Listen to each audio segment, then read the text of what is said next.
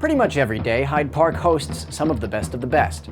They come to teach and learn and split atoms and win Nobel Prizes.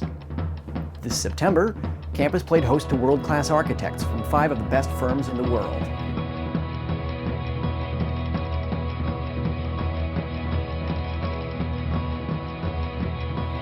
They came to the University of Chicago to get schooled.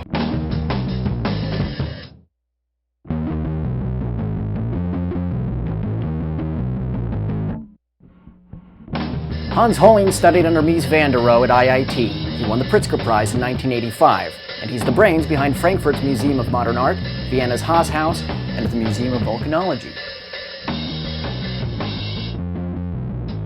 Daniel Liebeskin's angles and shards stand out at the Denver Art Museum, the Royal Ontario Museum, and the Jewish Museum of Berlin, and he designed the initial master plan for New York's new World Trade Center.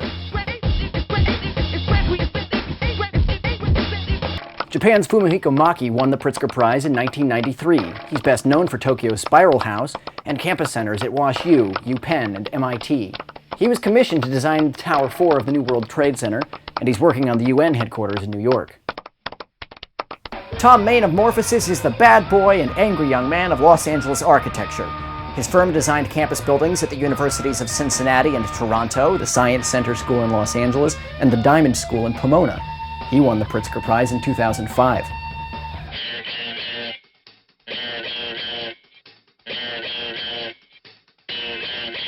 Todd Williams and Billy Chen have won 4 AIA awards and 3 World Architecture Awards, with projects including the American Folk Art Museum, the Matin Arts Center at Johns Hopkins, and the Scripps Neuroscience Institute. These all-stars didn't come to the University of Chicago to teach, they came to learn. They're in competition to design the University of Chicago's new Center for the Creative and Performing Arts. But the University of Chicago doesn't do the arts like any other university in the world, so they came to tour campus, meet with administrators, faculty, and students, and learn about what sets us apart. There was no School of the Arts originally. Arts grew up as a sort of flanking movement. Folks sneaking in fire escapes to get to equipment in order to make films. The oldest documentary film program in the country resides here because students invented it.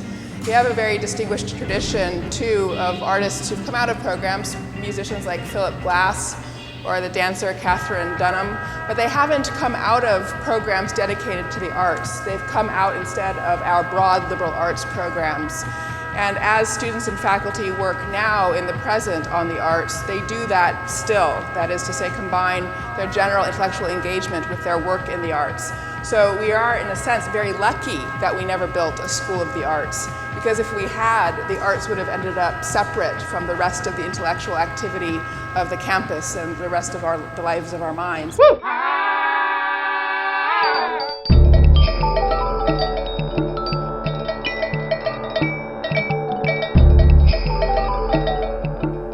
The arts have thrived at the University of Chicago because of its student-led, informal collaboration. That environment is richer than ever. The campus is home to over 50 student arts organizations. These include theater, orchestra, sculpture, and filmmaking, but also music composition, experimental dance, a klezmer band, and circus arts. Mix them together and you've got art that's rich and new. Today we have a vast sea of what I would call creative amateurism, and I mean that amateurism in the best sense of the word. The arts at the University of Chicago aren't short on intellectual influences either. Our world-class faculty include leading scholars and practitioners in fields including film studies, musicology, dance, and dramaturgy.